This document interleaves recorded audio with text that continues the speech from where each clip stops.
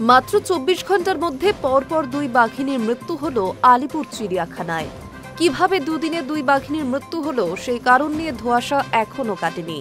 ঘটনায় তদন্ত শুরু করেছে সেন্ট্রাল জু কমিটি। প্রশ্নের মুখে পড়েছেন চিড়িয়াখানা কর্তৃপক্ষ। মঙ্গলবার সকালে আলিপুর চিড়িয়াখানায় মারা যায় ১৭ বছরের বাঘিনী পায়েল। ২০১৬ সালে ওড়িশার নন্দনকানন থেকে আনা হয়েছিল পায়েলকে। দীর্ঘদিন ধরে নানা অসুস্থতায় ভুগছিল সে। অসুস্থতার কারণে হাঁটা চলার ক্ষমতাও হারিয়ে ফেলেছিল। খাওয়া দাওয়া একরকম বন্ধই হয়ে গিয়েছিল। মঙ্গলবার তার মৃত্যু হয়। এরপর বুধবার সকালে মারা যায় রূপা। আলিপুরে জন্ম নেওয়া সাদা বাঘিনী রূপার মা কৃষ্ণা ছিল ডোরা কাটা বাঘিনী, বাবা ছিল সাদা বাঘ অনিপান। মৃত্যুকালে রূপার বয়স হয়েছিল প্রায় ২১ বছর। চিড়িয়াখানা কর্তৃপক্ষ সূত্রে খবর, বার্ধক্যজনিত সমস্যায় ভুগছিল রূপা।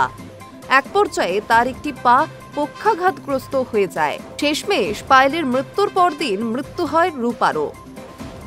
তবে পরপর দুই বাঘিনীর মৃত্যুতে সন্দেহ ঘনিয়েছে। সেন্ট্রাল জু অথরিটির নির্দেশে ইতিমধ্যে একটি তদন্ত কমিটি গঠন করা হয়েছে। মৃতদেহ দুটি পাঠানো হয়েছে ময়না তদন্তে। ভিসেরা পরীক্ষার মাধ্যমে মৃত্যুর প্রকৃত কারণ খতিয়ে দেখা হবে।